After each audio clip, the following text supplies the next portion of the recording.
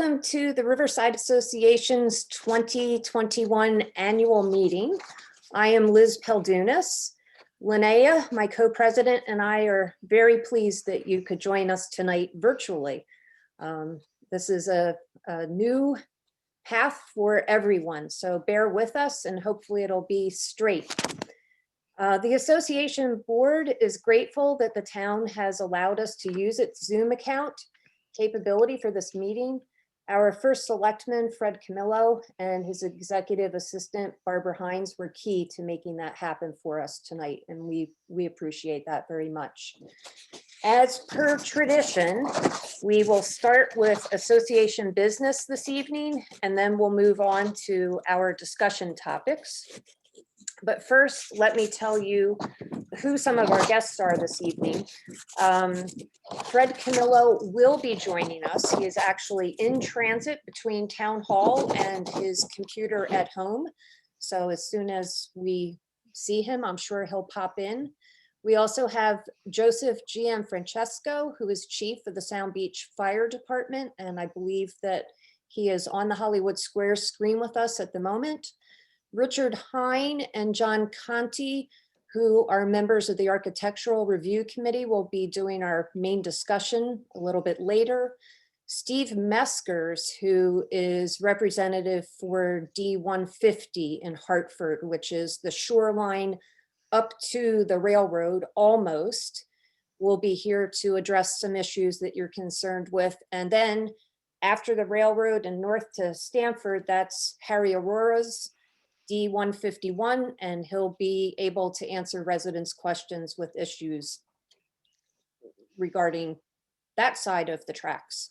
So I'd like to thank all of them for being here with us tonight. It's much appreciated. I am now going to introduce to you the current Board of Governors, and you will see, I think, all but one on your screen.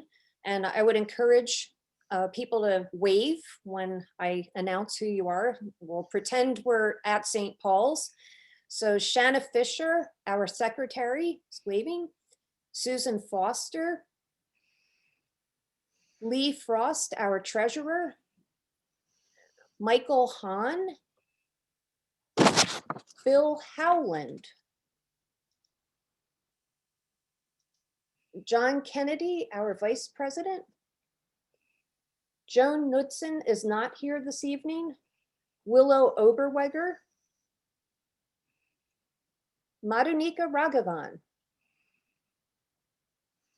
Linnea Stenberg, you have to wave now. Pete Uri. And Caitlin Wardell. So that was our board for 2020.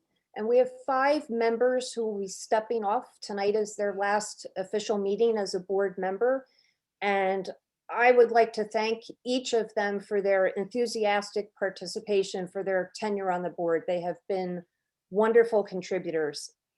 Let me first say Linnea, as co-president, has organized us both in our archives and our meetings, and she has made us efficient and effective, and I couldn't be more grateful for her participation.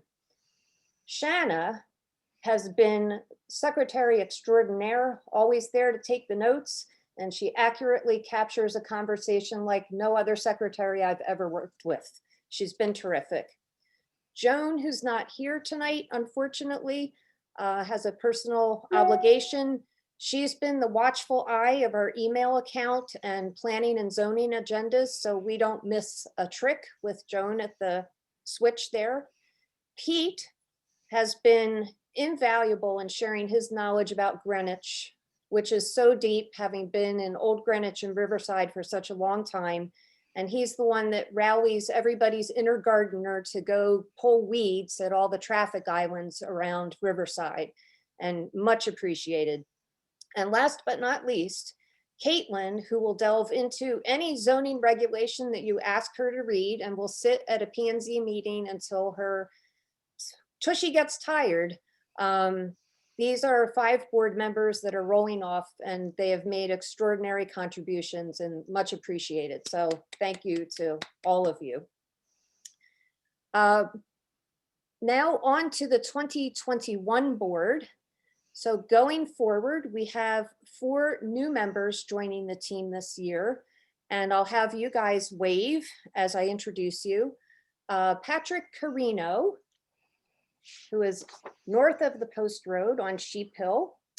Tammy Montier, who is also north of the Post Road, so we're going to get the North Mianus juices going. Jarrett Mucci, who is new to Riverside, but probably the most enthusiastic new resident I've talked to in a long time. Welcome. And Patty Roberts, who knows a lot about how Greenwich operates, having been on the RTM and done a lot of things around town. So these are our 4 intrepid volunteers going forward for next year. And we've reorganized our officers. So since Linnea is co-president, we'll be rolling off. Susan Foster has offered to step up and co-serve with me as co-president. John Kennedy is going to continue as vice president. Lee is going to continue as treasurer. And Madanika has volunteered to fill some really large Shanna shoes as secretary. So those will be our officers going forward in 2021. Typically at the annual meeting, I would ask all of you to vote for these people. To vote for the slate of candidates, you are supposed to be a Riverside Association member in good standing. Given that we're in a virtual world, I'll assume that all of you attending tonight are in good standing. And I would say now, if those of you who live in Riverside, because we have some people who are attendees who don't live here, if you would like to raise your hands in favor of this slate of candidates, please go ahead and do so now.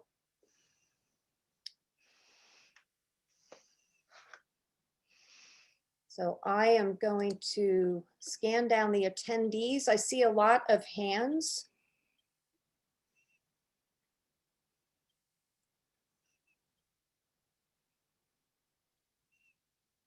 And you can raise your virtual hand too.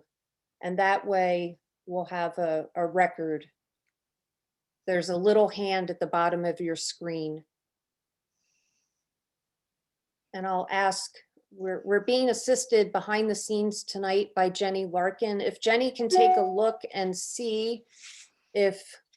So if you're doing a simple majority, there are currently 60 attendees, 19 hands are raised in the attendee, actually 20 now. And in the panelists, I see 10 blue hands, but again, so if there's 60 and 20, there are 80 attendees total in the meeting. Actually, that's including some people who are not Riverside residents like Correct. myself. But again, you can have if it's a simple majority, it, you'll have to look at the numbers there. And this is not recorded. The hand raises are not recorded in the system. Okay. But if people can just keep their hands up, we can get a count at least. Okay, so please. Can you see that? Can you see the count? Yeah, the fastest thing is we'll take a picture of it for you. Okay. Keep your hands up, everybody. Yep, everyone keep your hands up. Or keep your virtual hand up. That's easier because we can count those. Okay. You're taking the picture, Margarita? Yeah, it was the best I could think of.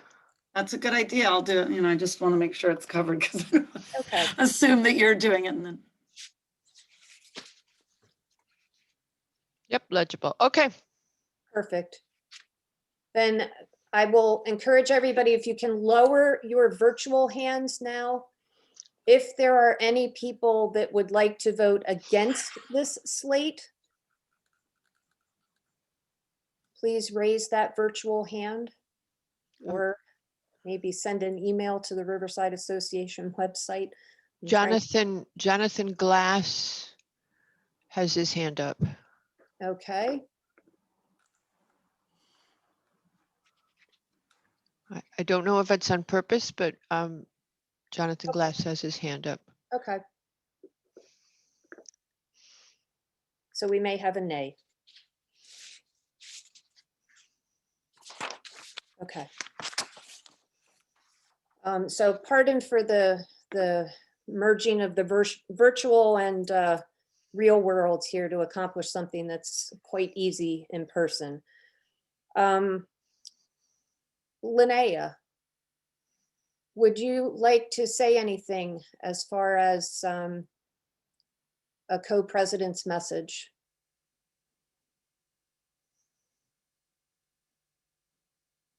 Oh. I think Linnea is. Oh, there we go. Okay. Sure.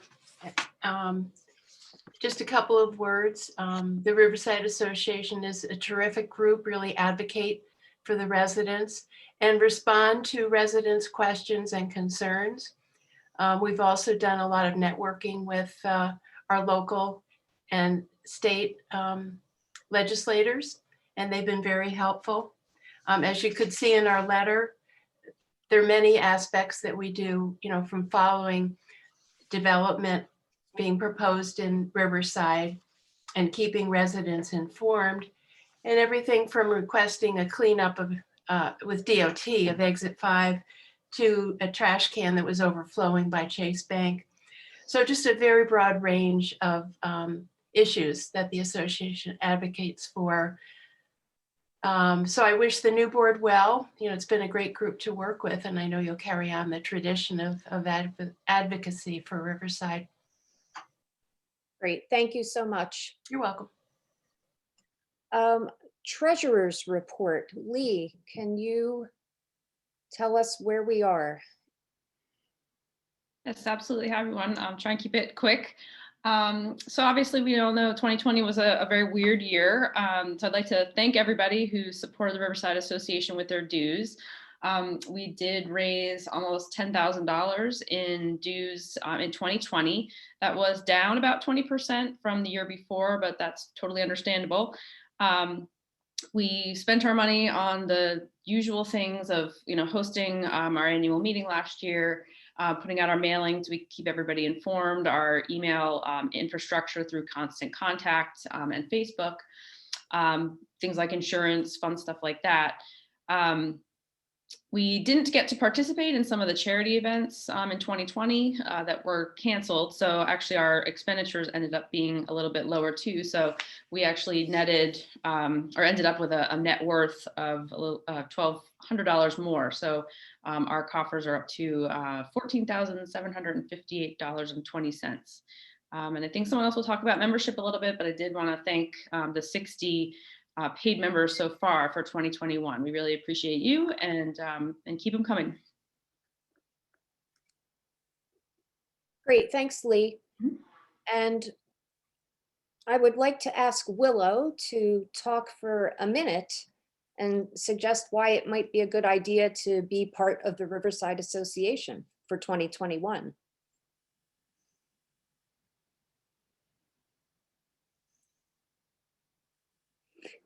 Willow's been muted.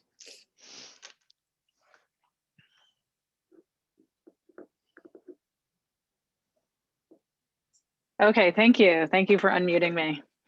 I was flailing there for a moment. So yes, thank you to those that have become members and are recurring members of the Riverside Association.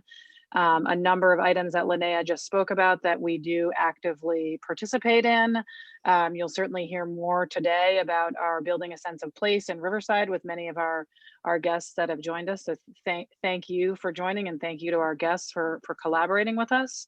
Some of the money that from your membership dues that we value so much go to emailing you through Constant Contact, which we try to do on a routine basis to keep you up to date with events, activities, news bulletins of things that are relevant to our community in Riverside.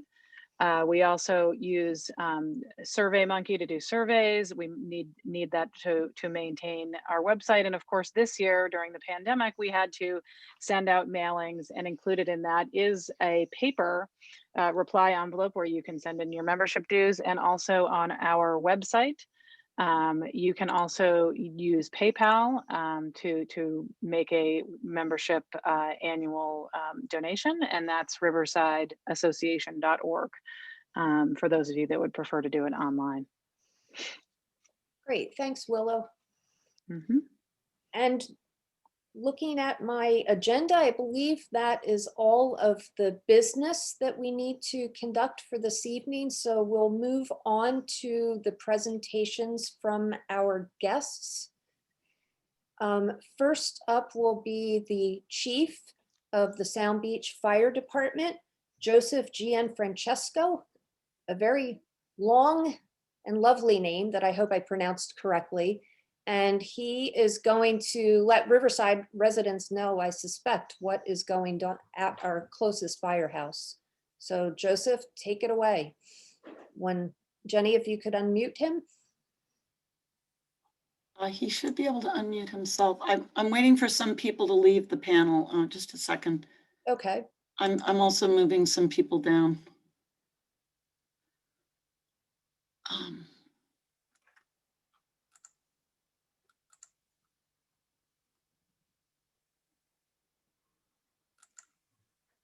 Okay, I'm sorry. So this is Joe, so I'll ask him to unmute.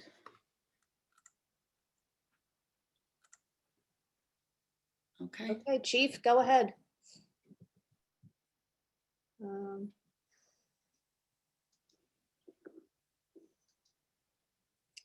I think there's something wrong with his audio. Chief, we can see that you're talking, but we can't hear you. Are you close to your microphone?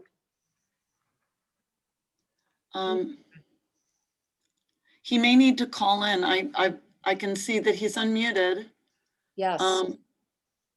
Or maybe he didn't connect to internet audio when he logged into Zoom.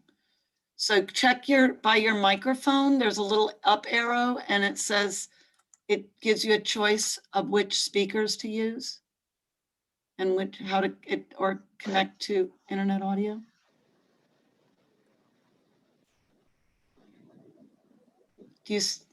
Hopefully you see the audio settings.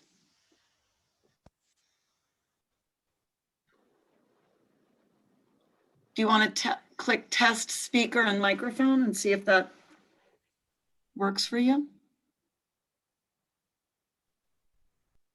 We still don't hear you.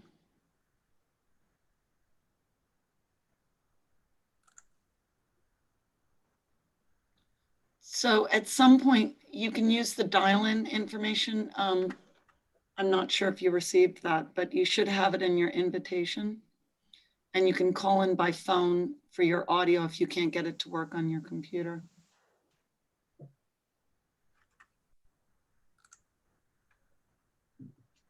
Okay. Chief, see if you can dial in and let me. Keep an eye on the attendees because he'll come in as an attendee and we'll have to look for his phone number. And then we can unmute his phone number and allow him to speak. Okay. Okay.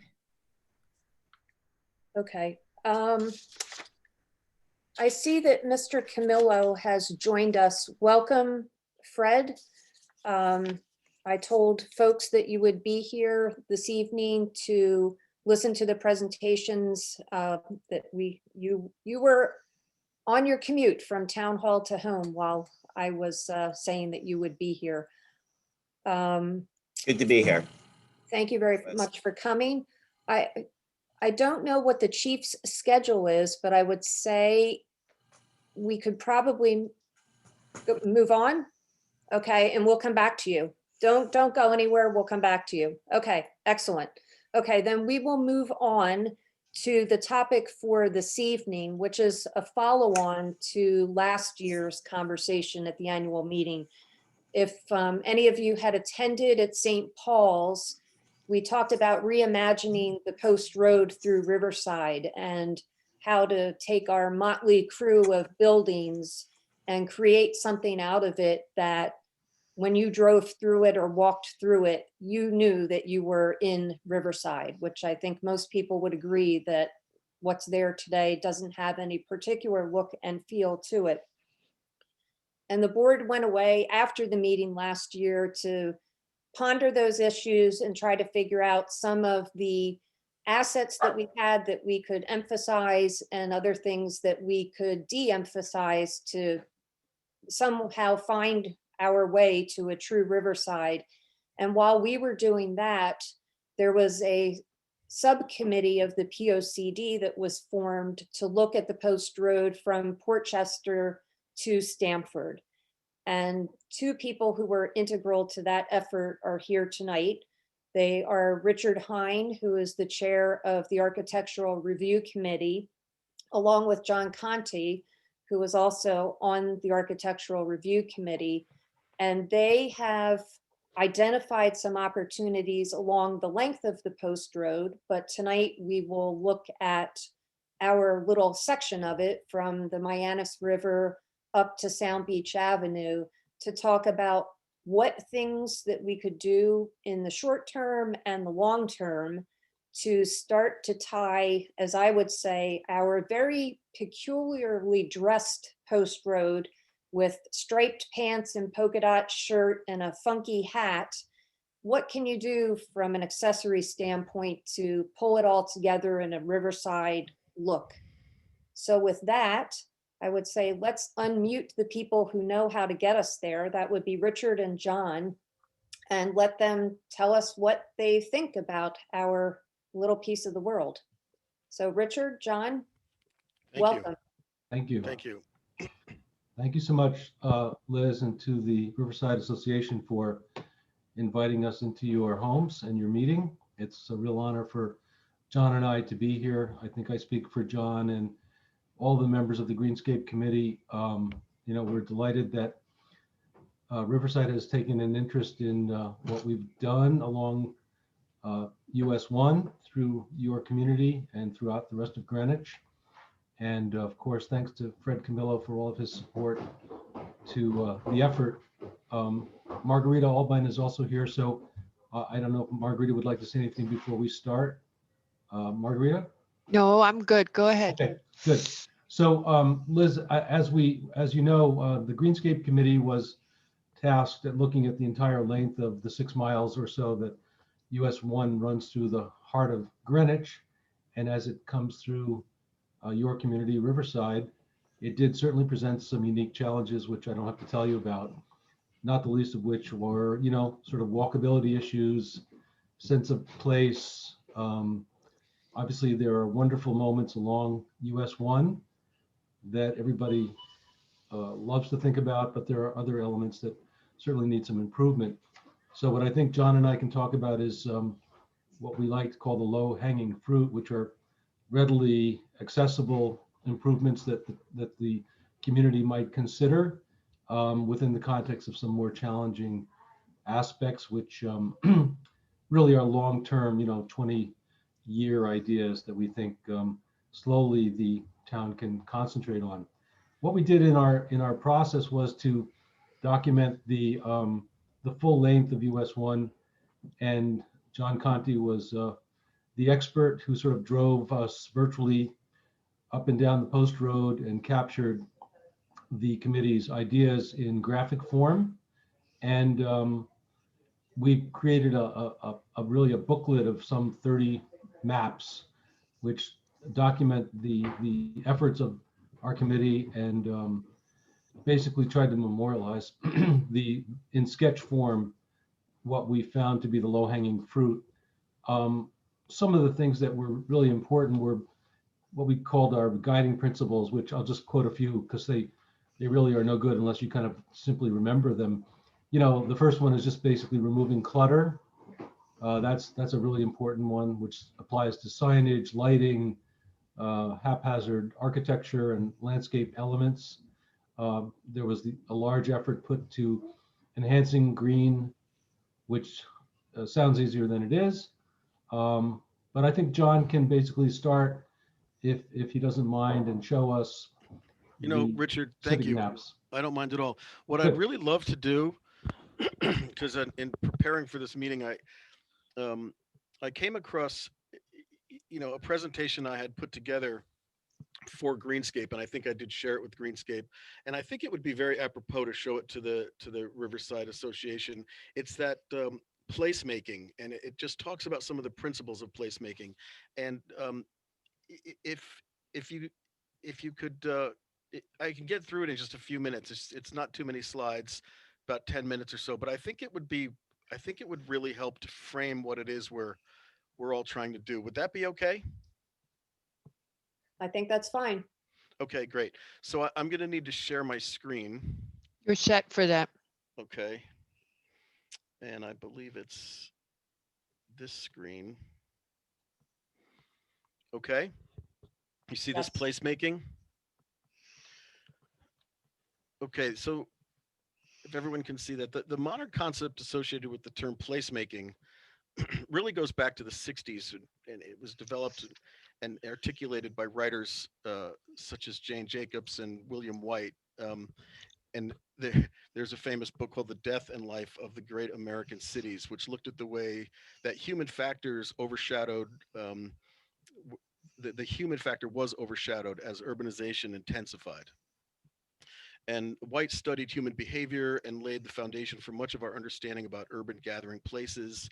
And these thought leaders were part of a movement to seek ways to make cities more livable. By the 70s, the term placemaking and its concepts had started to catch on. Um, Designers are still studying and perfecting these concepts. And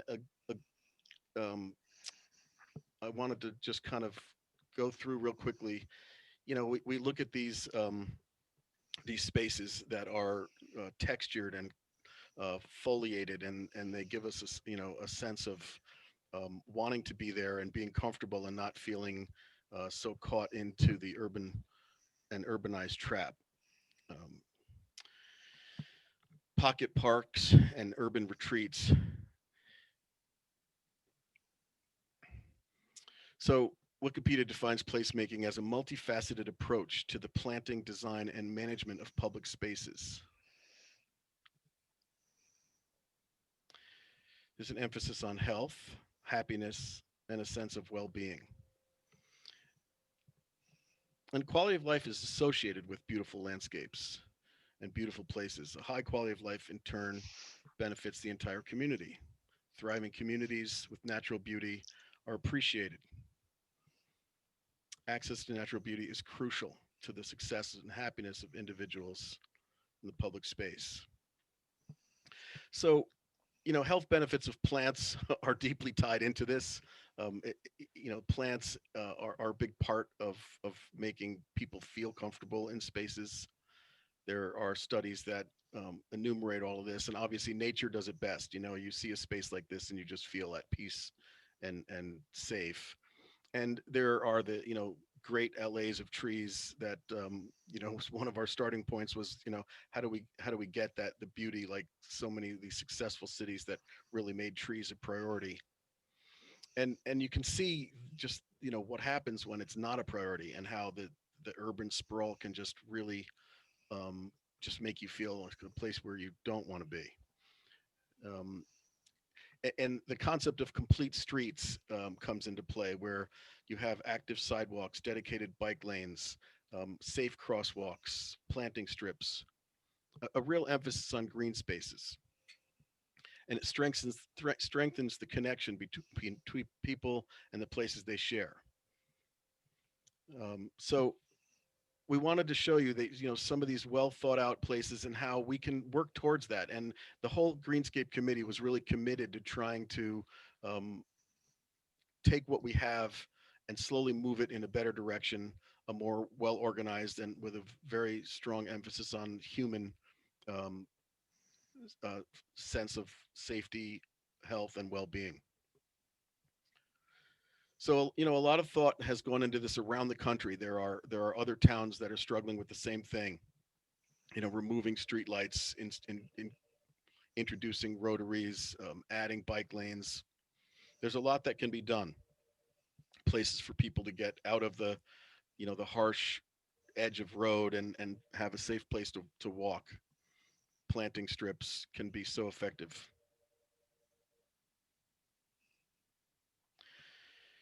So we wanted to just work on how do we apply these principles to our town, and how do we find spaces. I mean, here's picture of our own town, starting at the western end, where we looked at this, heat island and all this asphalt, and coming up from the west end of town, there's clearly opportunities to improve.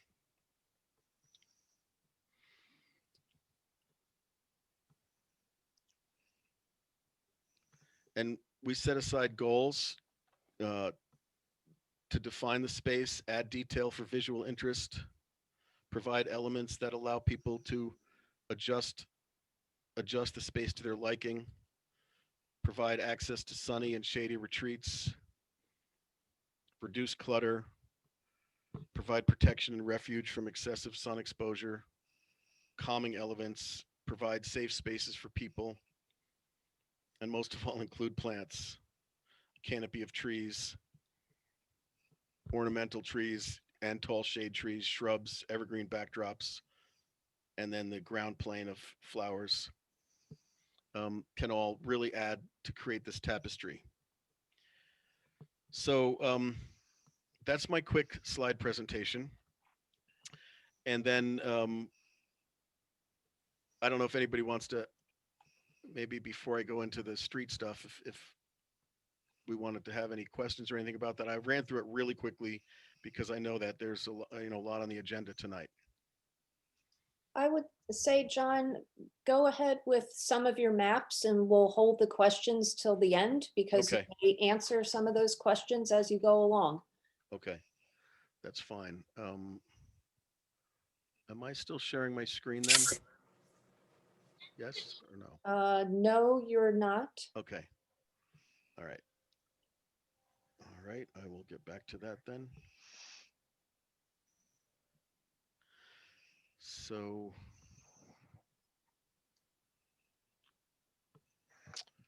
share screen 2 here. And I'll put this up. So you'll have to forgive me because I have many, many versions of this. And there were lots of edited segments. But what I'll do is I'll show you these are some of our working drawings.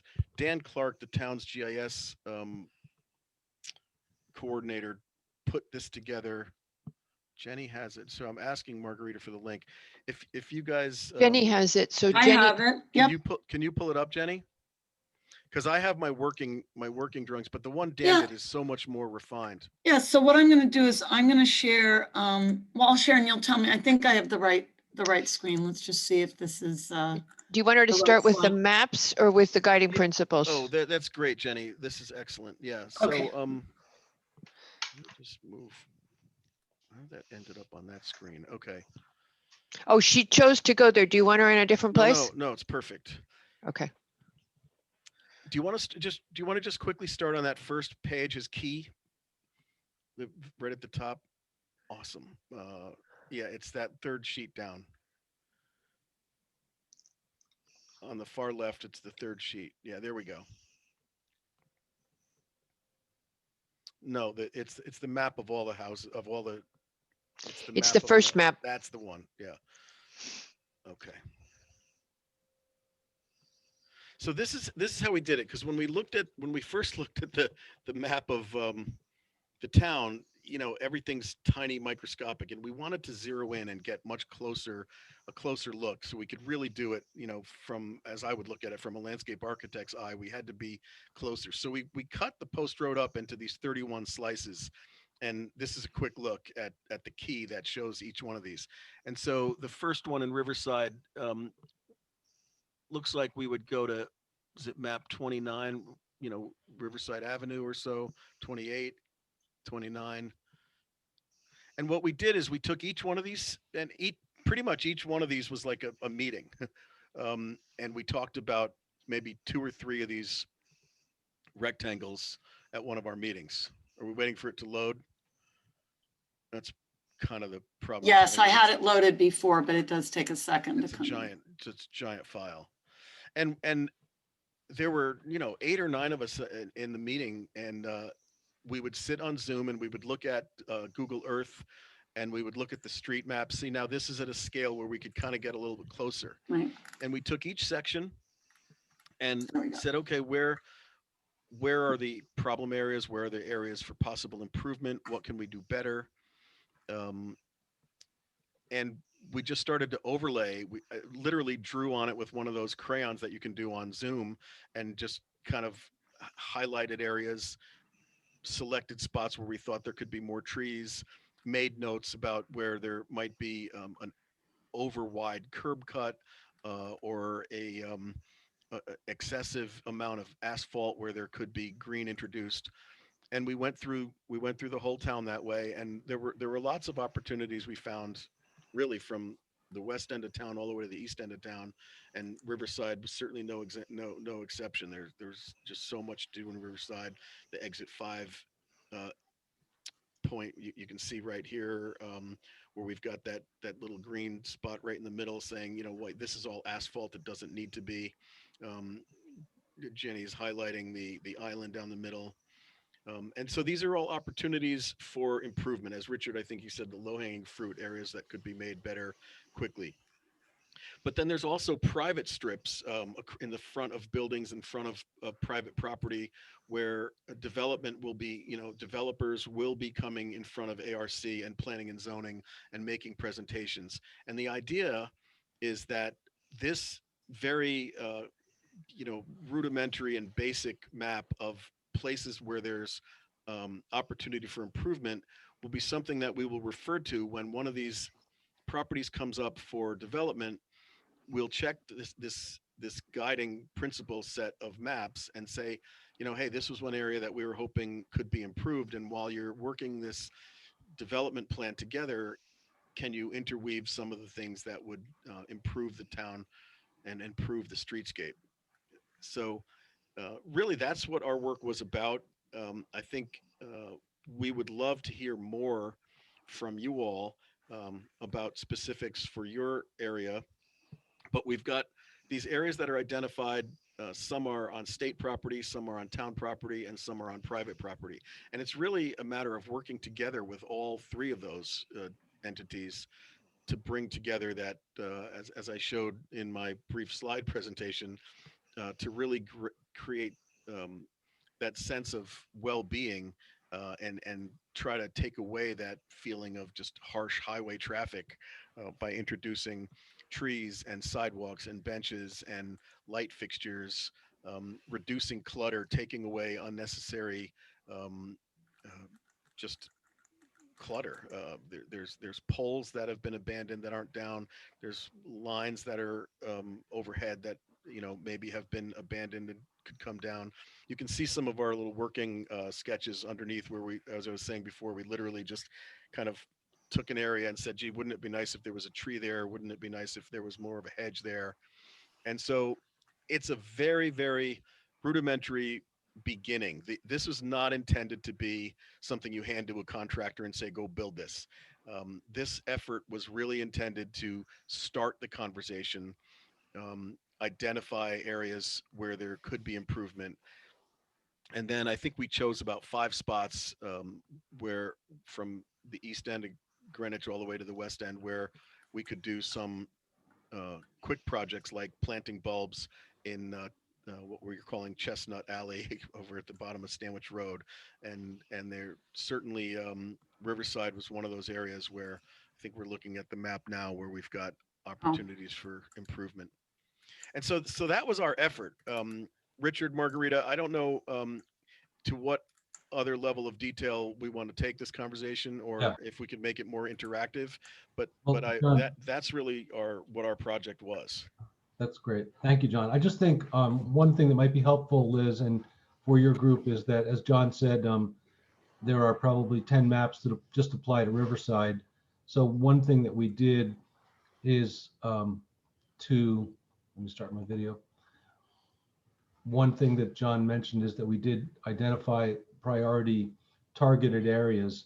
So as you work and deliberate within your group, we think it's helpful to identify really, one area that your group could concentrate on, because in fact it begins to call into play a design development, technical development, some permitting, if it's a property that's involved with the state, certainly with DPW. And then we found on the Chestnut LA project that there was private fundraising involved as well. So that while, you know, there are many opportunities, it's probably best to think about one or two that your group could concentrate on. And that might be a way to guide this conversation, or you might say, you know, you want to study it more sort of a high level and get a sense of it, and then, you know, decide which areas you as a group want to focus on for a more immediate implementation. So I think with that, we could open it up. I don't know if Katie has anything she wants to add along those lines. I see Katie's here.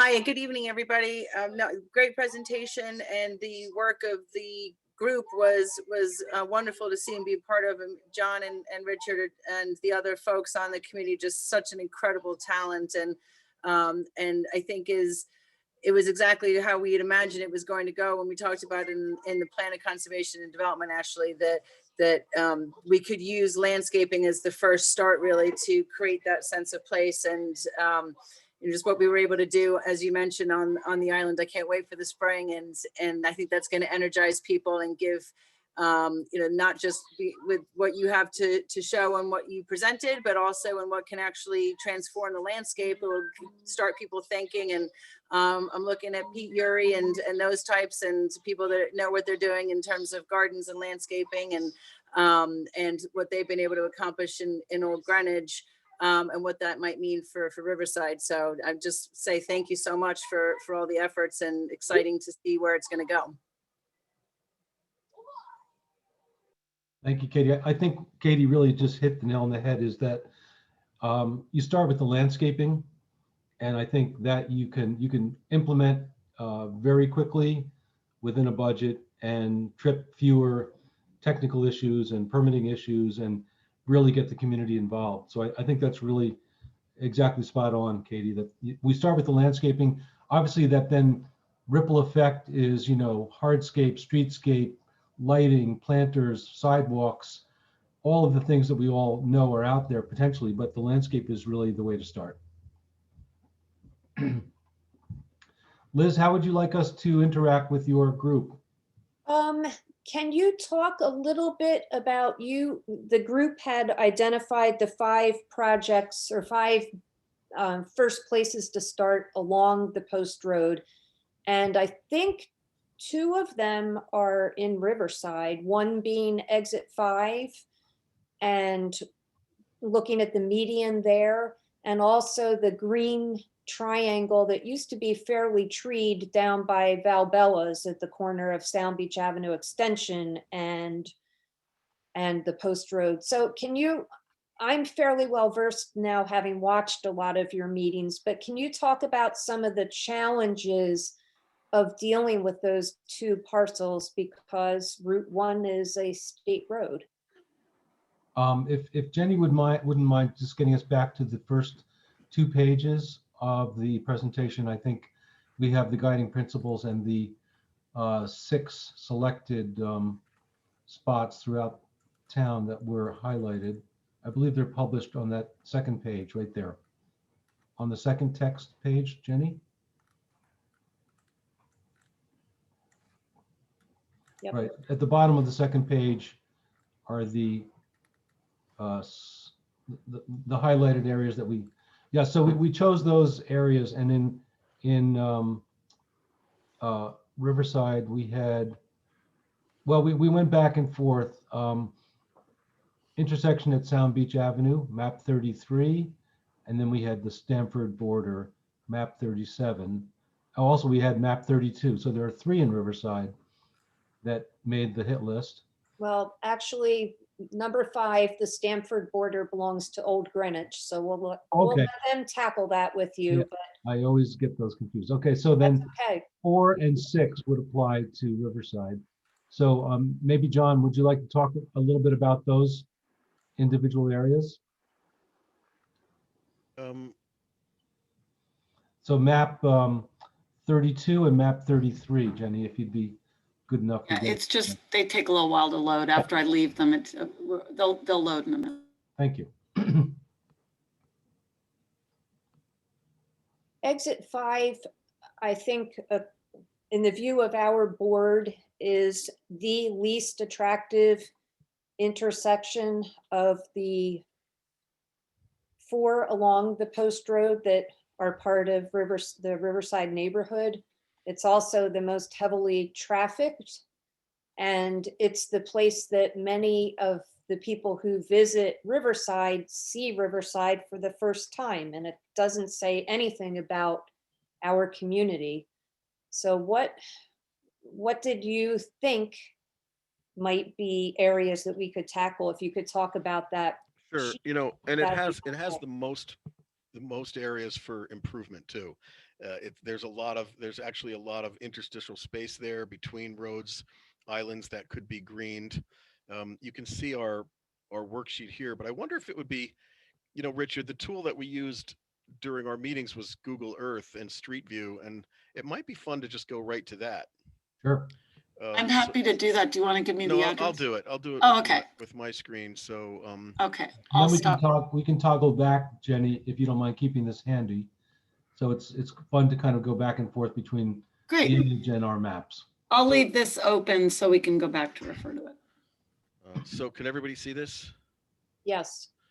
All right, I'm in the right place. So if I zoom in here now, keep in mind some of this may be, sometimes this is these aren't up to the very day, but we can see this is an area that it's trying to be green, and it's been asphalted over.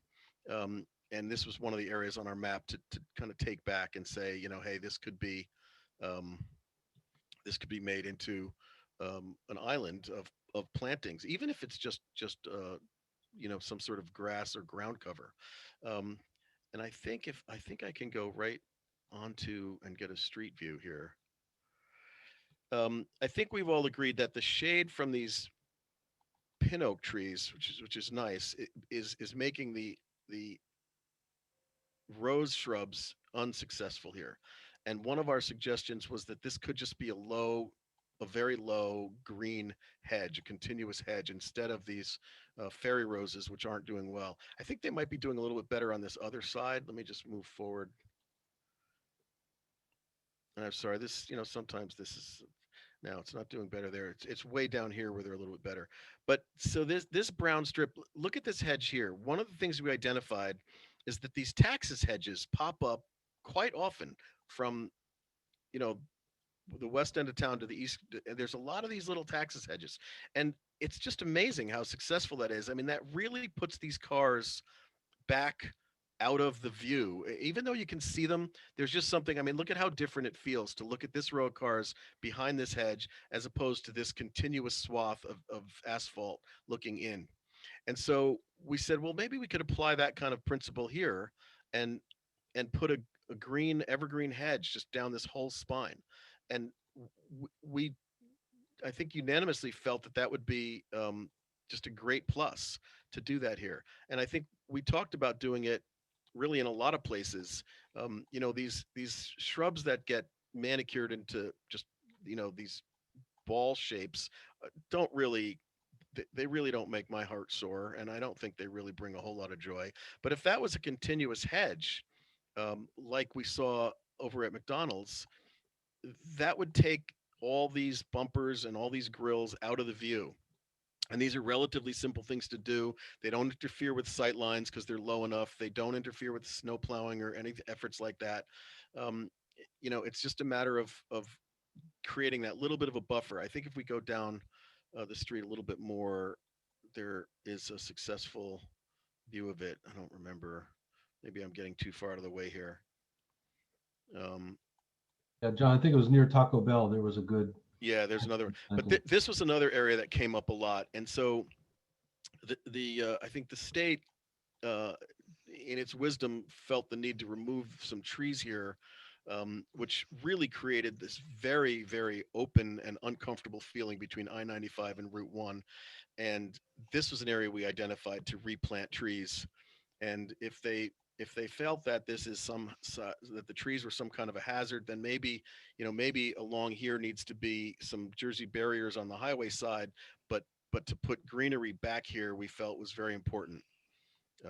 So it, it's efforts like that, um, not one fell swoop, but a lot of little things, um, continuous. You see, again, when you look at this strip of grass and you just have this shrub and then another misshapen shrub, instead of that, just one continuous taxus hedge, evergreen, very tough. Really, their only the only problem with taxus is that deer will eat them, but I don't think we have a problem with deer in this situation. So they would be a successful option. If we look across, we see these asphalt islands again that really could be greened up.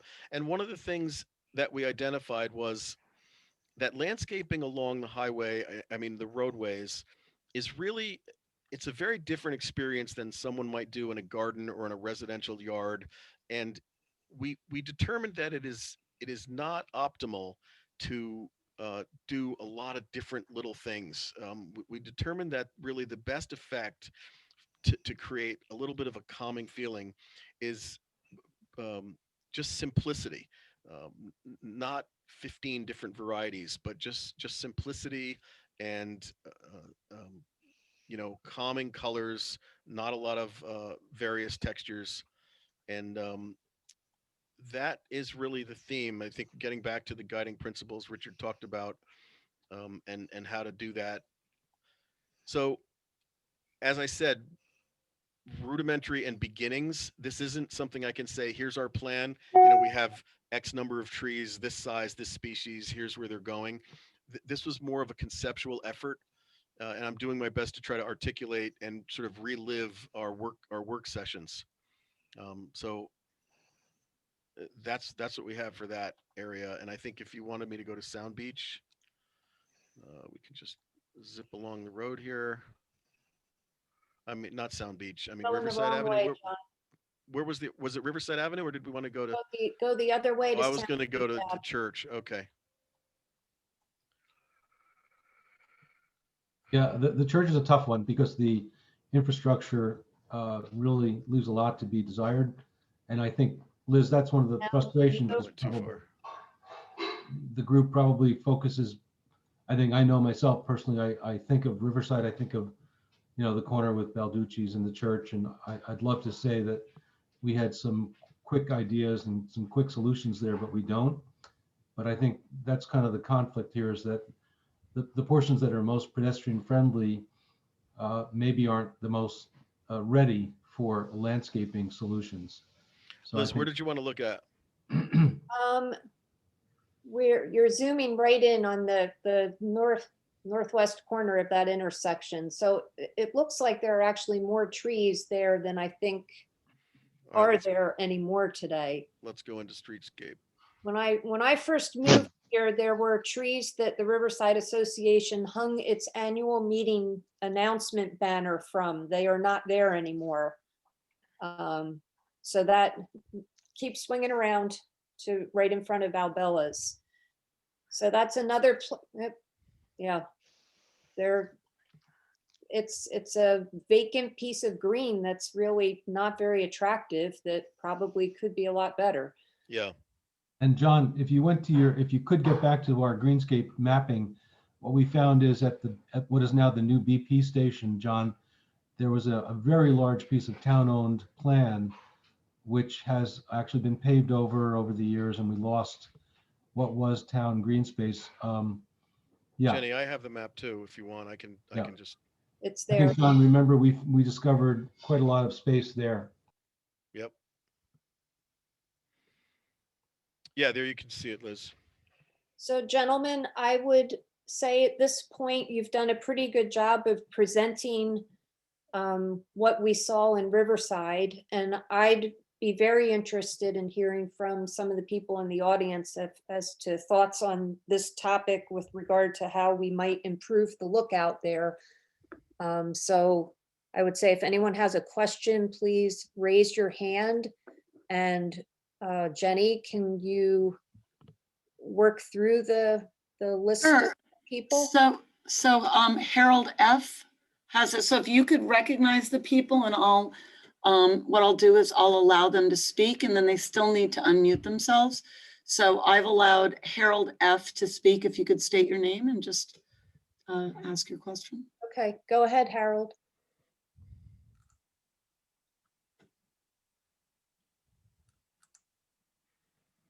Harold is muted, it looks like in my screen. It looks, let me ask him to unmute. I'm ready to go with Kelly Thompson if you want to do that. Okay, go ahead. I'll take it. I'll disable this. Kelly Thompson, if you want to go ahead until Harold. Great. Can you hear me all?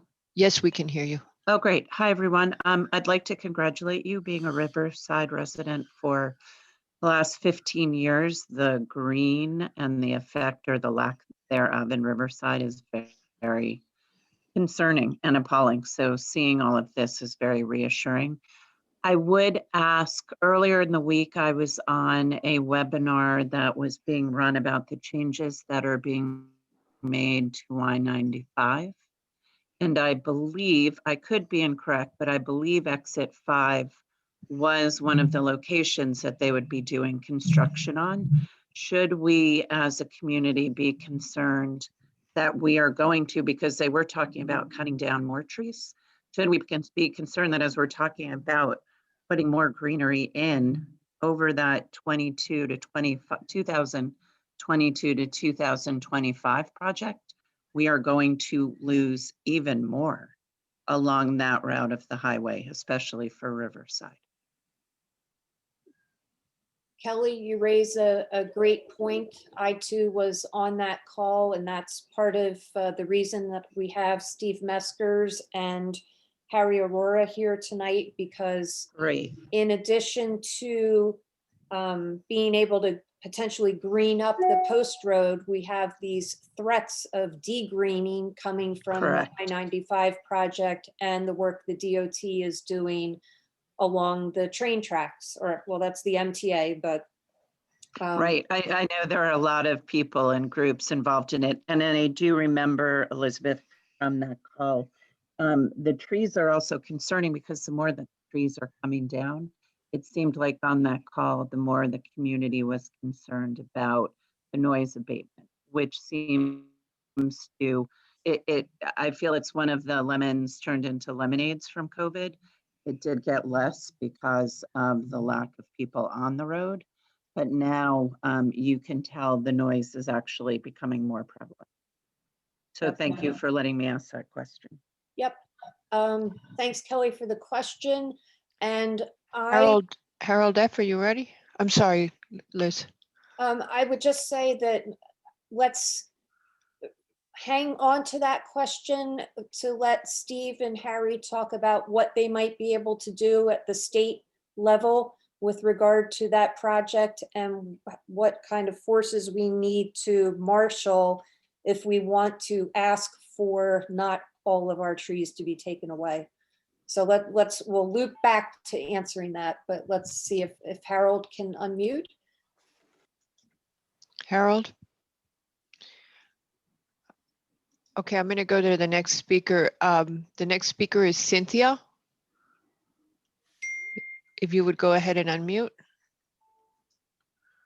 I think, can you hear me? Yes, we can. Yes. I'm Cynthia Ellinger, and I love the idea of having more green, but at the same time, I just wonder if you're considering having the plantings be native plants as much as possible. I don't believe the taxus, just because it's green, it's kind of not particularly helpful as far as wildlife. So I know not everything can survive in these harsh conditions, but as much as possible, I would like to see native plants be considered. That's actually very important to us. And I know that the taxus is not, it's not in that category. As far as the center island of a double or quad lane highway, you know, it really is kind of just almost more of an architectural element. But as far as having pollinators and native plants, that is very, very high on our list. It is an important element that we certainly are very tuned to. So I should have made more of a point of that, but absolutely. As a matter of fact, there's recently an article I should probably send to everyone in Scientific American that was just great article about how important it is for insects, birds, wildlife, everything about our natural environment that we, as an industry, the landscape industry, has really been kind of on the wrong track for so many years with importing and hybridizing and using plants that are from different areas, and how important it is to use natives. Absolutely true. The next question is from Liz or Peter Van Dyne. Hi, thank you. It's interesting to see everything from above and find out where we can landscape. I'm a little confused again about why the landscaping comes before any hardscaping projects. It just seems like you'd have to dig up what you were doing if a hardscape project has to go through it again. And I know we had talked about trying to perhaps get a continuous sidewalk to some degree, or some street parking. Are we still thinking about that, or is that too far down the pike? Yeah, well, again, we definitely agree with you, but in terms of low-hanging fruit, just in terms of cost and actual implementation, you know, we do agree that there should be continuous sidewalks and appropriate parking, and we talk a lot about that in our report, which we can detail for you. But in terms of what's doable right away, we do feel very strongly that the landscaping is the higher success rate, and you can get something done, but not to give up on the long-term goals of continuous sidewalks and all of the hardscape that is also part of our greenscape report. And Richard, I would also add that we were in conversations with the town's engineering department all the way through this process, and we did not identify areas that within the next year or two are going to be dug up or modified. So while we were focusing on landscape, the hardscape and the infrastructure that goes with it is very much a part of the thinking. One way that we addressed the issue of hardscape and sidewalks was, as John mentioned earlier, that the maps that we drew are sort of now part of the public record, part of the public discussion. So what we're hopeful is that when individual developers and applicants come before P&Z and ARC, that the guiding principles and the maps that are expressed on this greenscape plan can be used by both the ARC and the Planning and Zoning Commission to guide the discussion and create that continuity that's sometimes missing. So it's not that it's not going to happen, it's just that it may happen over a longer period of time, and it may happen through individual development along the post road as well as through efforts of the town. But both have to happen for this to be a success. We agree. Mr. Meskers? Yeah, I'm in a conflicted position. I'm not going to speak about 95 now. I know we'll do that later. So, both as an RTM member sitting in town and as your state rep, it wasn't until I sat through the Riverside meetings and I started to, because you kind of almost blind your eyes coming out of exit 5 because there isn't a lot of beauty to see as you come off 95.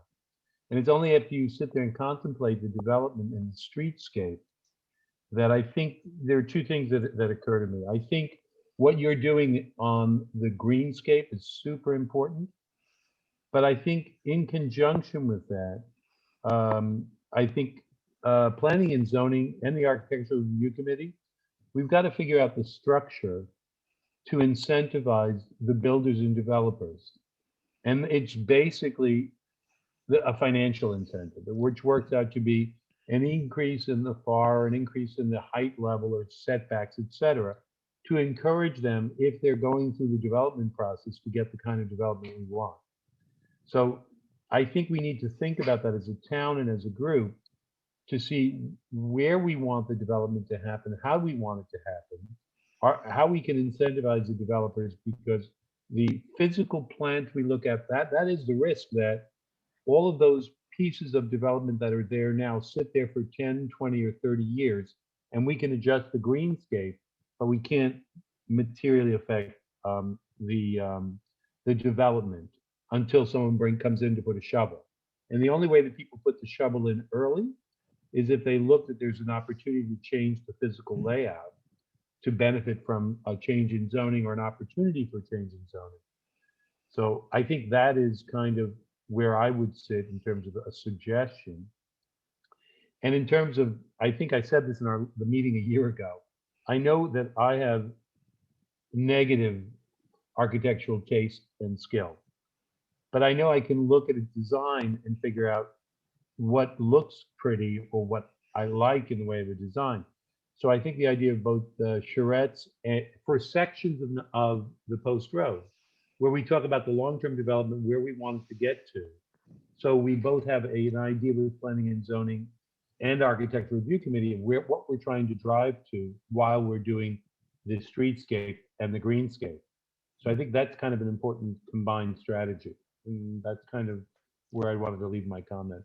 And I'd love to hear your thoughts on that in terms of, because I think what you're looking at is true. It's the immediate impact. So I have no criticism of that. I think it's smart, spot on. The next question is from Bill Baker. Yes, good evening, everybody. Can you hear me okay? Yes. Okay, good. First, thank you for the hard work the whole association does. It's often thankless, and I'm sure grateful you're there. We've lived here many, many years, and we've seen a lot of progress because of you. I only have two questions, and one is maybe, neither one's probably answerable, but I just ask you to think about it. One is in one of the earlier surveys that we once received, we talked about signage, our thoughts about signage. I do think there should be some consistent signage that identifies us as the Riverside. I don't think I've ever even seen a sign on the post road that says Riverside, but I might be wrong. Anyway, whatever it is, it's not obvious to me. So signage is one thing, although not a big deal, but it would be nice if there was something attractive that made you feel like you were in some special place. The thing that bothers me most about all of Greenwich and Riverside, well, not necessarily in particular, but in general, and something I don't know how to solve, but it is a serious problem, and that is our utilities.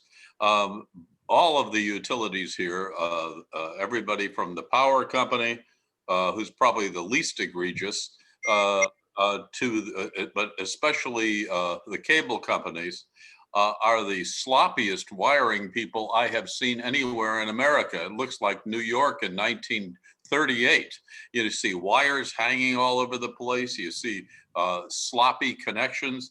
You see wires disconnected but left dangling. And that's true along the side streets, even with the electric utility, because we've had so many recent storms. There are multiple telephone poles lying on their sides. No, it doesn't look like anybody's doing everything. It feels like we're in a third world country here. So I think keeping the heat on the utilities is very much to our advantage.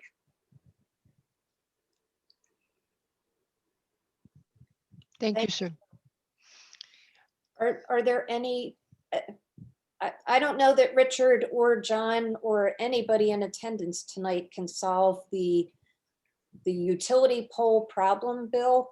I will say that walking, I've made it a habit over the past year to get out and walk the post road from St. Catherine's down to Valbella's and back, just to see how it feels to be a pedestrian out there.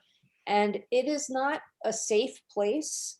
It's sometimes you're a victim of the traffic that's so primed to move that it doesn't even notice that pedestrians are there and are quite surprised to see pedestrians. So all of these things, and the utility poles are actually in the middle of the sidewalk, which was where I started with this. So anyone who had any mobility issues might be forced out into the street in some cases to actually get around those power poles. So I think that's another long-term problem that hopefully we can solve when all of those things get buried. You But know, Liz, if I could just add, because I couldn't agree more with the speaker, and he said something that was interesting that a lot of people I don't think notice, where he said the power company is probably the least egregious of it. If you look at the poles, everybody just assumes they're all power lines, right? But the communication lines are the ones that are much lower to the ground, and those are the ones that are layer upon layer upon layer of wires. The power lines, there's 3 or 4 lines real high up, but halfway up the pole, there's 30 lines sometimes, and that does need to be managed better, and it doesn't require burying miles and miles of it just really would be a matter of Clean it up. Yeah, cleaning just them clean up. it up. Look at St. Paul's Church. Look at the wiring out in front of that sometime. Yeah, It's and embarrassing. yeah, It's embarrassing. and I am suspicious, although I have no fact on this, but I wonder if sometimes when a new line is brought in, if an old defunct line is just left there because it's easier to leave it there than to take it down and try to discard it. And I wonder how much is up overhead hanging there that really isn't doing anything. Well, that is, by the way, I can just attest that that's absolutely the truth.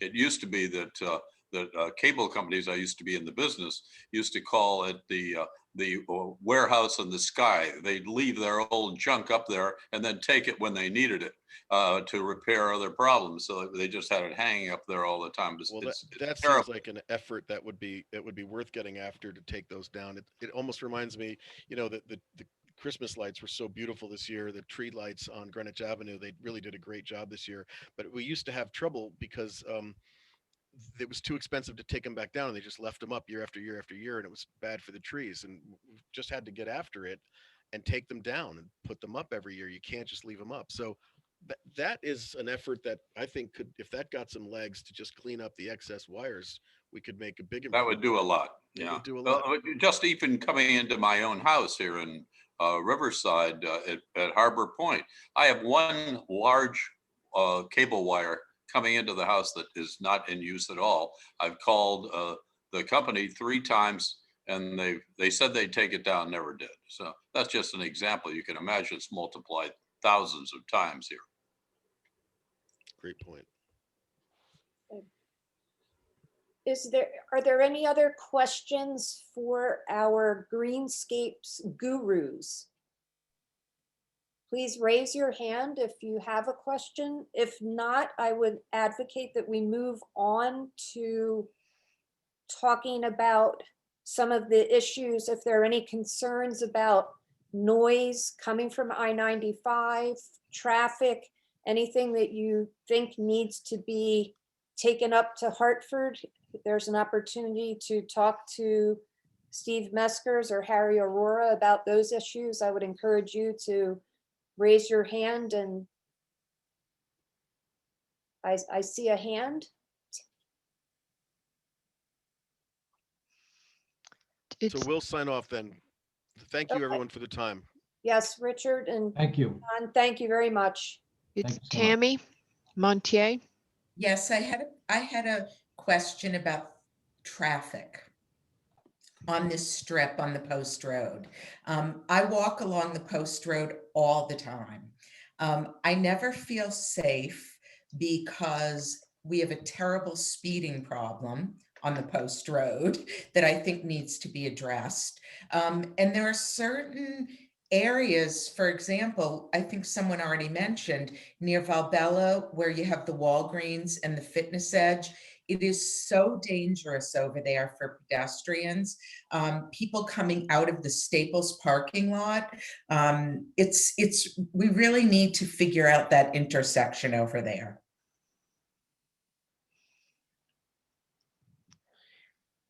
Steve or Harry, are you re-engineers? Well, the good news is that's Harry's district and not mine, so I can blame him.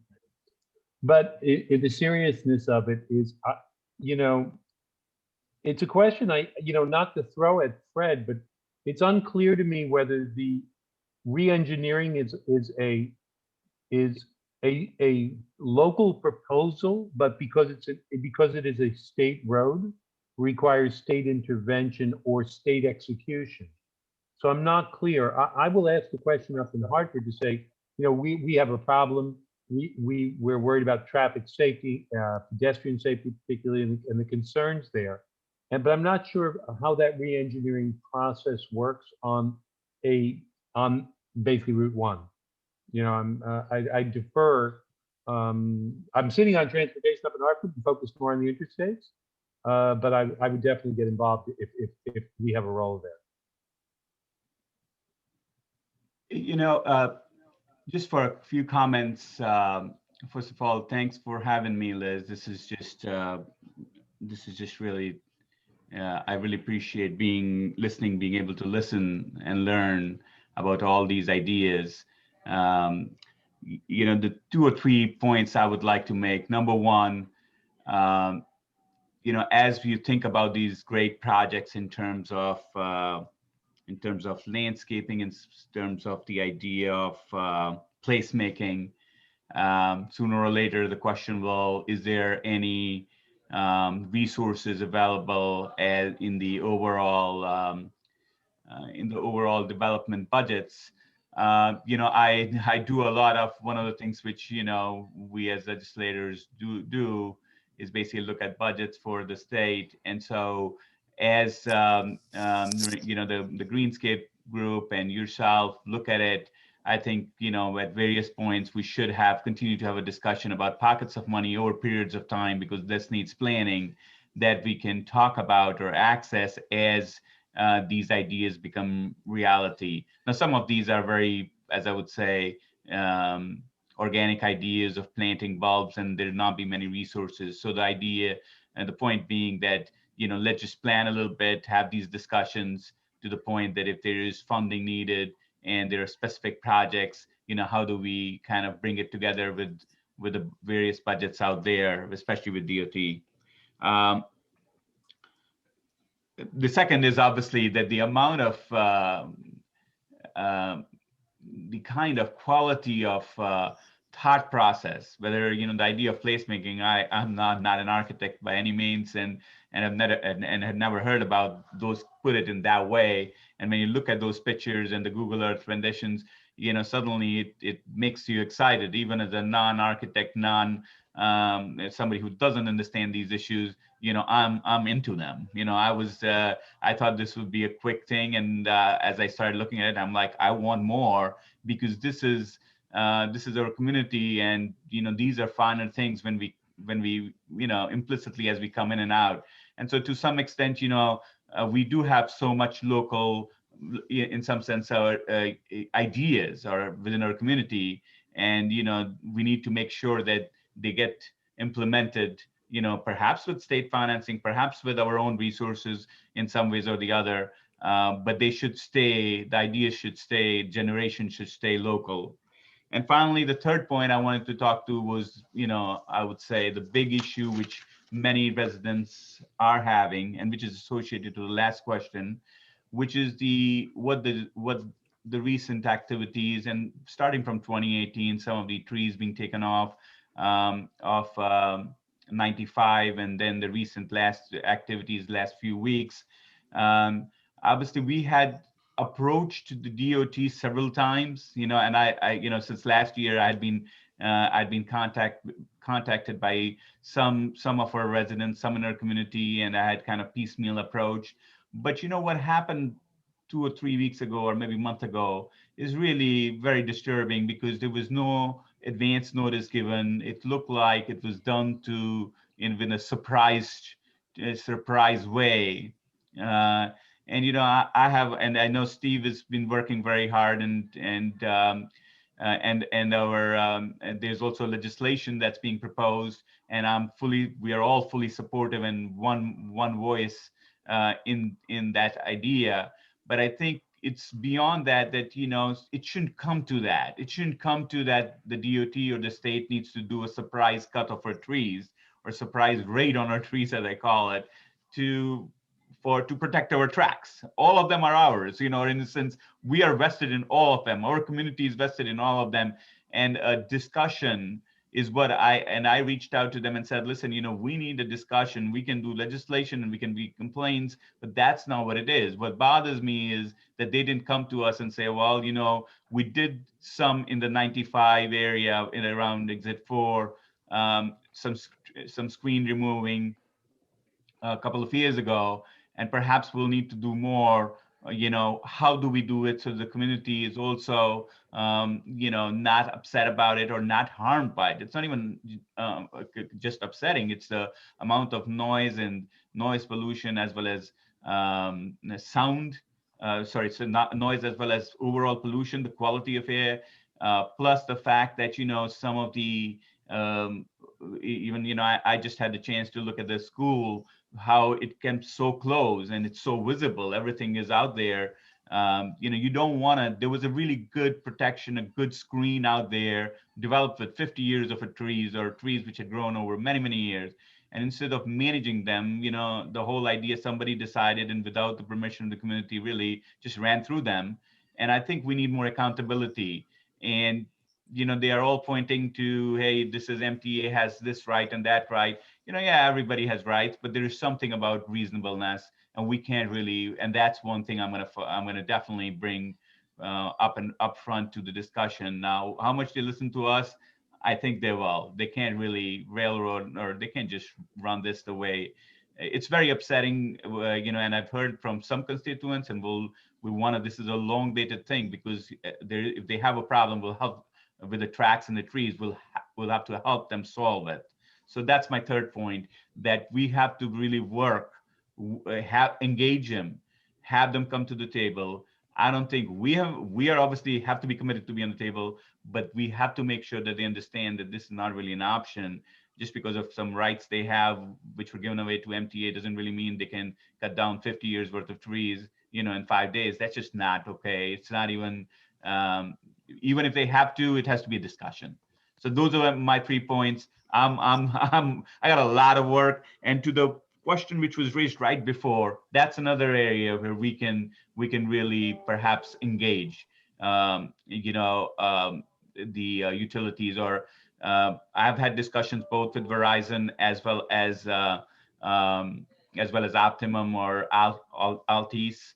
And both of them always tell me they want to be really good players, good citizens, and they really have interest in working with communities and getting the best services. So to the extent that, as we heard, that there are warehouses in the sky, I think that is something we can discuss. I can actually try to arrange. We can try to arrange together some degree of bringing out these executives or their teams or their little higher level, not the local liaisons, and say, listen, you have to listen to us and see where it goes, because some of it might be easy for them, some of it might not be, but at least whatever is easy they need to do now.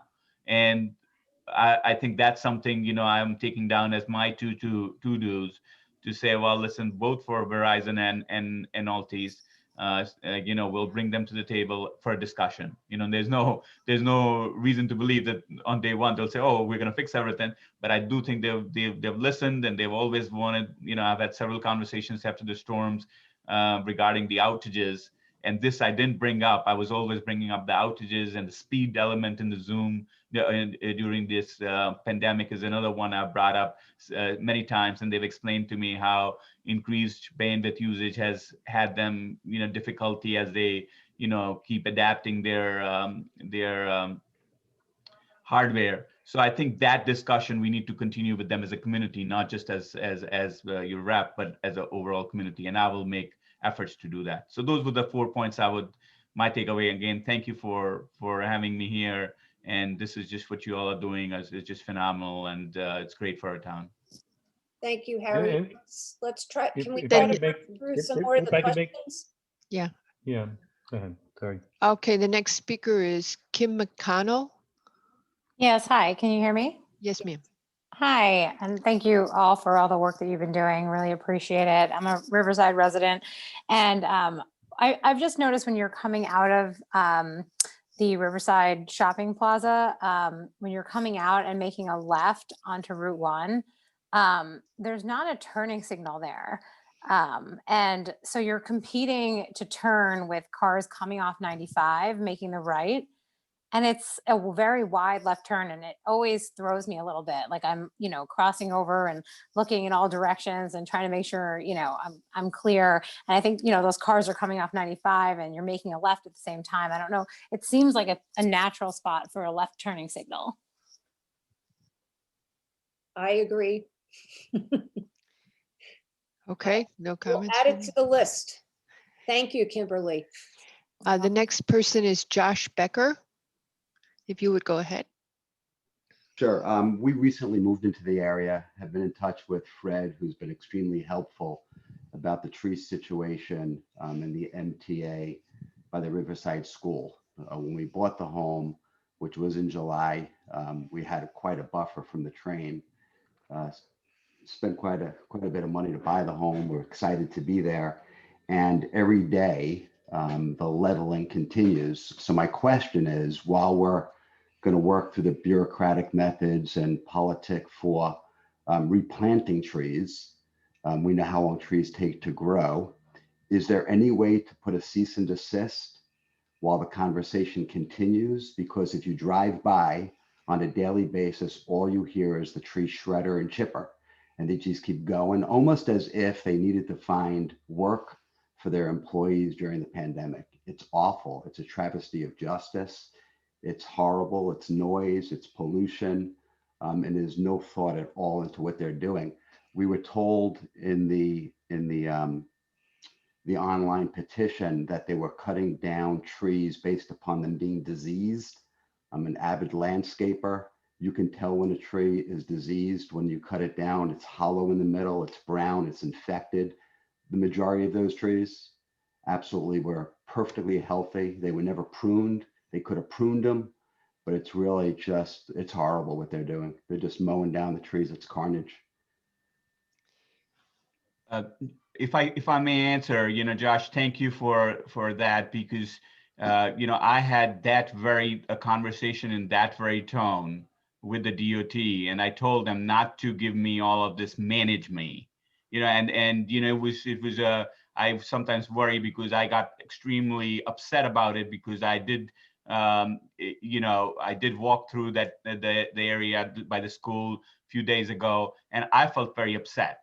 I really felt upset that they could do this. It is just not right. And I told them in that many words, and pretty much that do not manage or politically manage me or politically handle this situation as if you've already made up your mind and you're gonna take care or do the communication thing. This is tell Commissioner Gilletti to make to meet with us. I went that far because I thought this was what was being done was just unreasonable. Your point is well taken, at least for us, for our entire delegation. We're not really sitting here and basically sugarcoating, because if it had been a couple of trees and a couple of late spots, you give them a benefit of doubt and all of that. But this appears to be a program they're on which is harming our community immensely. And we're very upset, and we're really going to take this out to make sure that they come to the table and we do something about it. But to your point, it is a state bureaucracy, and how fast we can get it done, is always a question. So I can't, but we're taking it very seriously and conveying the exact tone. And the reason I wanted to speak again was because the exact tone you use is the tone I used with them. Very sharp, very sharp but polite, but courteous. That's saying that this is not acceptable because it's harming our community. Yep. And my last statement, Harry, while we could plant very high hedges in our front yard, like in Southampton, it is not the look of the town. So yeah, that can be done and is done in some towns, but that's not the answer. That's really not the answer. So thanks for listening. Hopefully something can be done about it. Susan Foster, you have your hand up. Oh, yeah. Hi. Thanks, Margarita.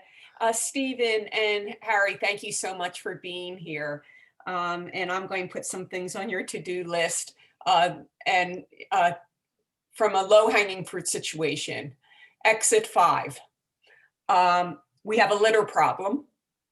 We have down trees that are right adjacent to the road. It's been there for over a month like that.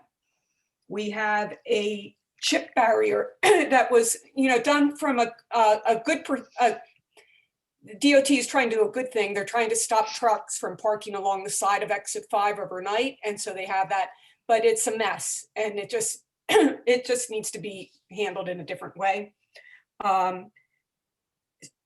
I noticed when I drive to Hartford onto 84 or 90, the roads are a lot cleaner than down here. And granted, we have more people, but I just do not think that we get the same level of service that you see on 90 and 84. You don't see much litter on 90 or 84 when you go up them, but you see a tremendous amount of litter here. And I just, it's unacceptable to see the amount of litter and weeds and damage at exit 5. I mean, I just think we need to have the litter pick up once a week. So, I mean, something, it just is not good enough for them coming in once or twice a year to deal with the trash there. So I'm asking you if you would please look at that.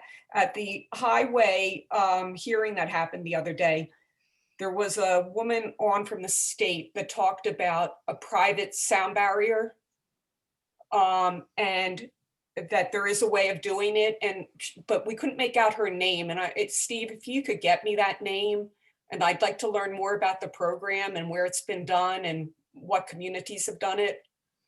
We know that we can't do anything till now this project is finished, but we would like to know how to do those things. So anyway, Okay. love to see the litter addressed. If someone will send me that comment in an email so I can follow through.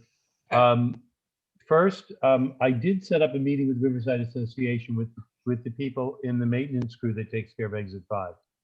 So they will be responsive, but we need to lean on them to get that responsiveness. I think one of the problems you have, to be frank, is you're exiting onto McDonald's. And so it's an exit and entrance onto McDonald's. So there's more trash that comes off that exit than I see in many of the exits in town. And that's a problem, but that may require more state intervention. So I have no problem asking and requesting that.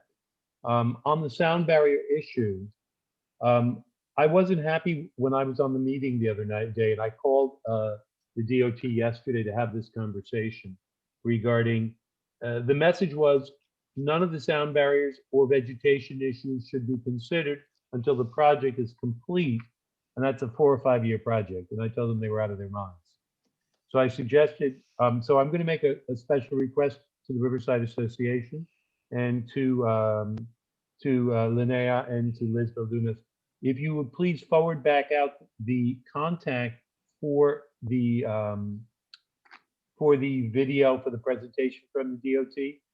We have another a week and a half or so for commentary. They are looking at the commentary. So the commentary about vegetation and sound barriers, it would help me and help Harry in advocating for that, to have the entire Riverside Association saying the noise is overbearing. We need resolution to both the vegetation issue and sound barriers. Okay. And I've expressed it to them. They've already started looking at the feedback they've gotten online. So it helps us carry that weight. I know that Fred, I don't know if he's still on, Fred went directly to the governor as well.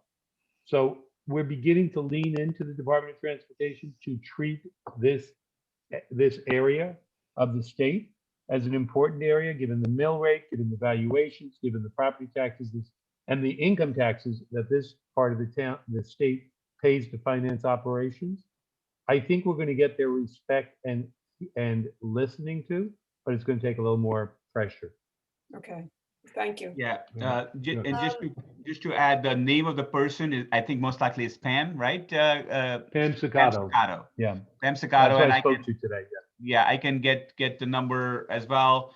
And again, you know, I'm fully, I think I just echo what Steve said, that you know, there's some of the issues, there are two different issues here. One is the big project they're doing, which is just totally unacceptable. And I think our focus right now, to tell you the truth, is the big project and getting them to the table to discuss it.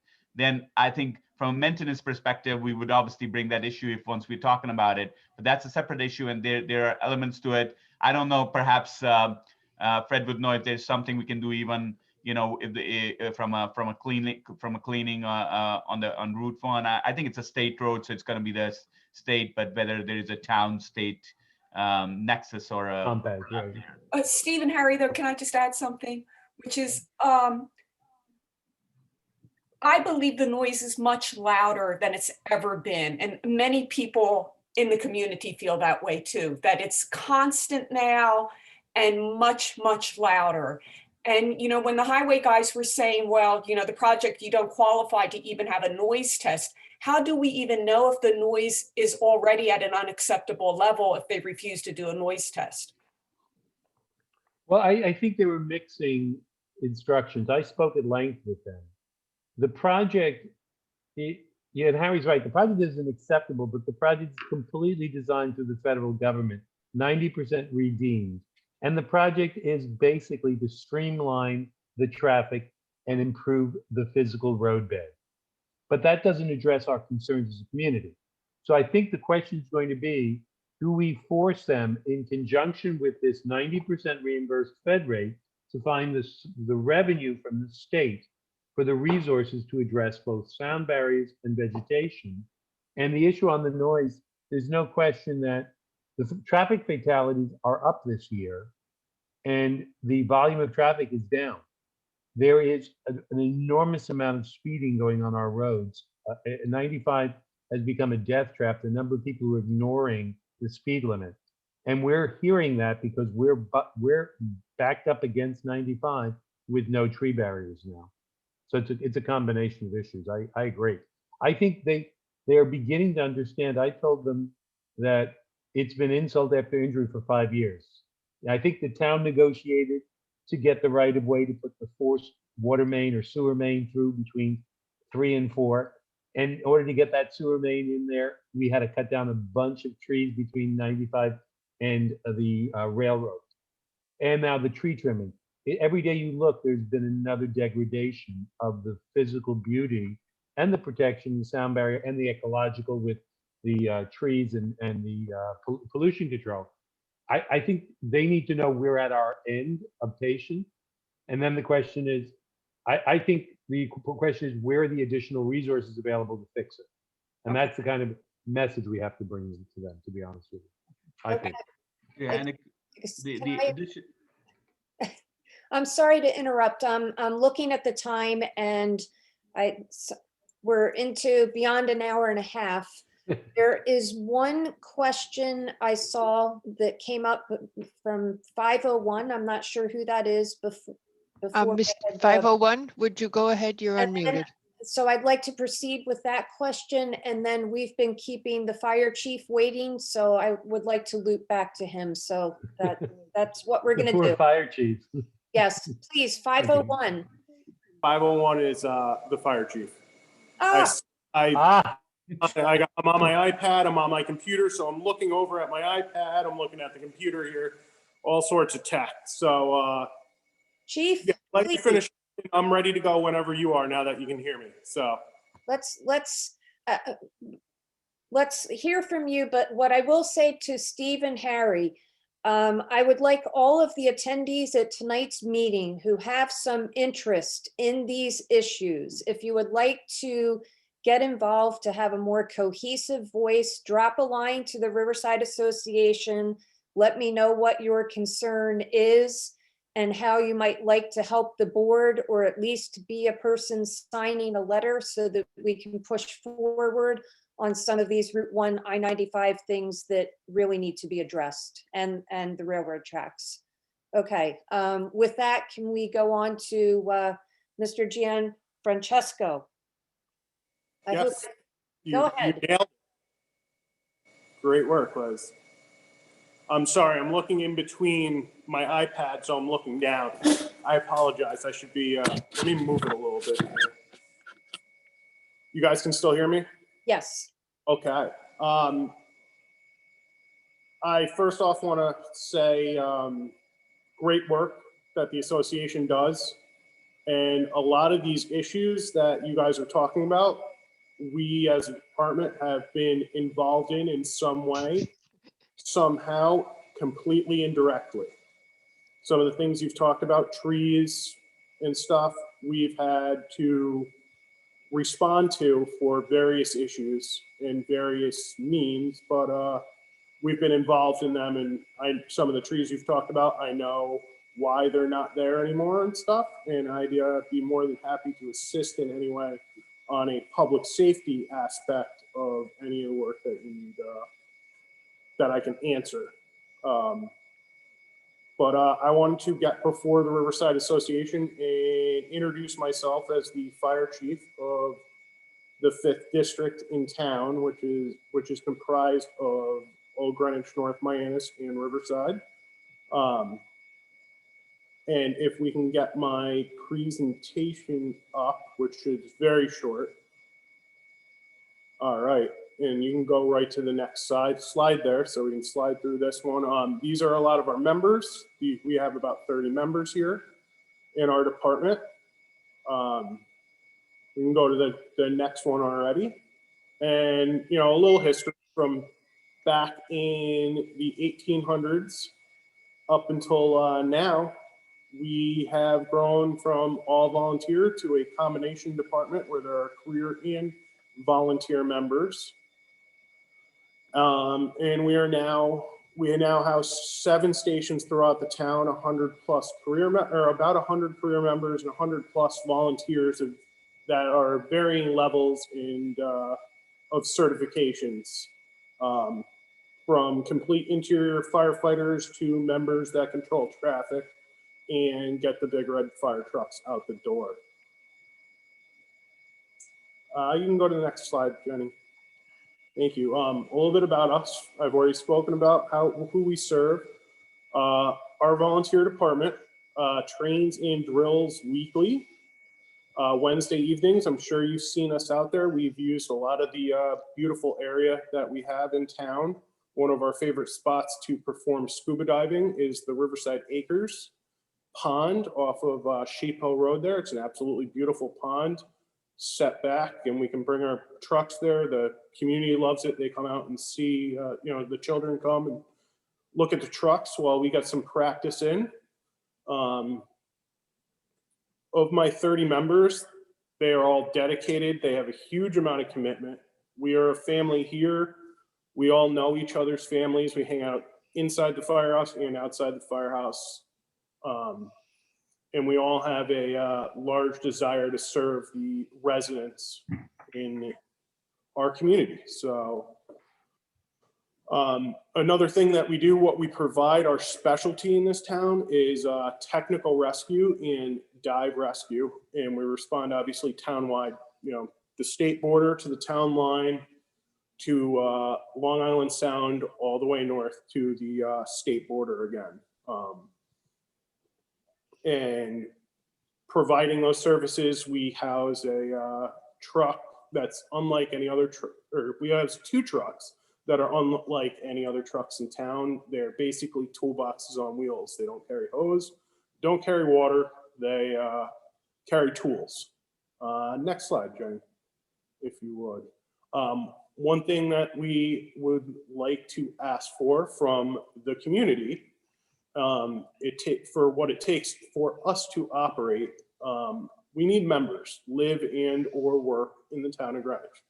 Any of you, your friends, we have an Explorer post for younger children from 14 to 18 can join as an Explorer member, which has its own sets of rules and engagement. It's like a mini department within our department before they come real interior firefighters. But if anybody has any sort of interest in this, you're more than welcome. I believe we have contact info on one of the next slides, but yeah, you can, if you want to become a firefighter, you can contact us there. If you'd like to make a monetary donation to us, you can visit our website. One thing that I do ask, we are looking for everybody to join our, you know, department, from somebody who can give time to organize fund drives.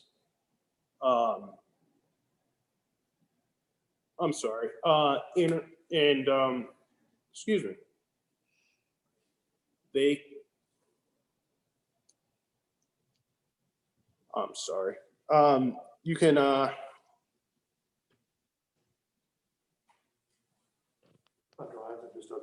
you know, fund drives and organizational things, helping us with budgeting and treasurer type responsibilities, all the way to becoming a interior firefighter if you wish to do so. But there's a role for almost anybody in our department. You can go to the next slide if you would. Oh, we are through and done. If anybody has any questions, I can answer them.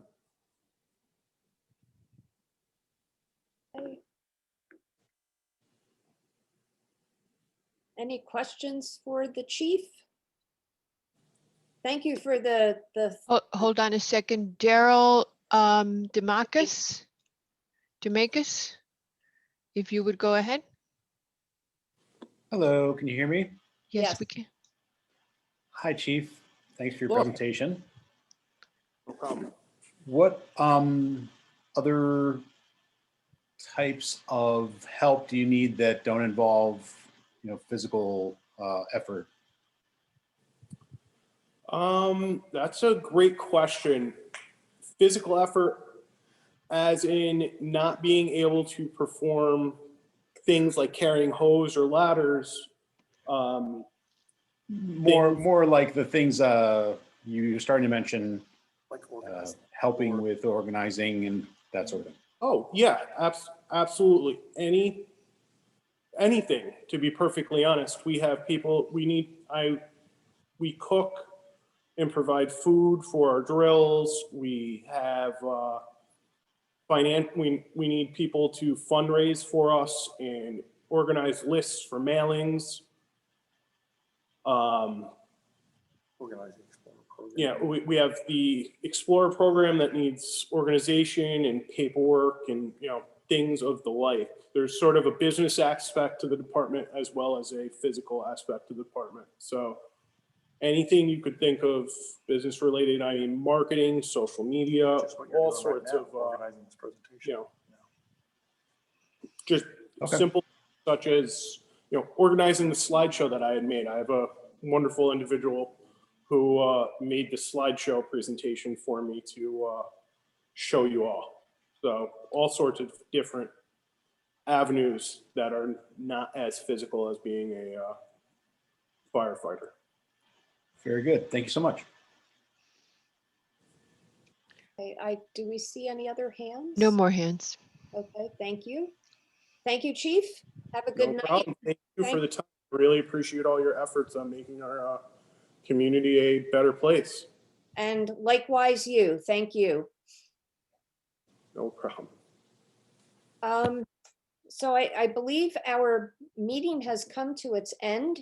I would like to thank everybody for their time tonight. And as I said, the association and the board in particular are very interested in our community's feedback.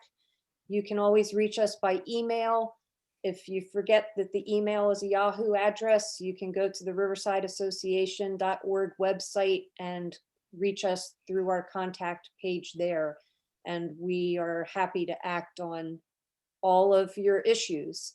I do see one hand, Joseph McLaughlin.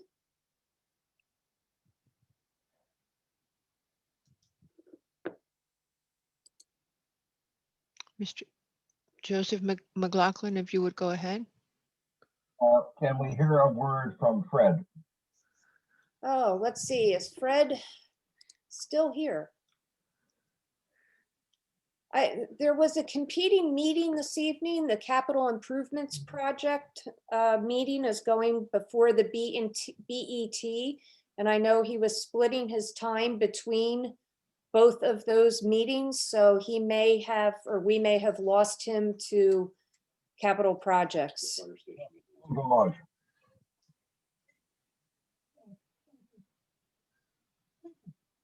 Thank you. Thank you.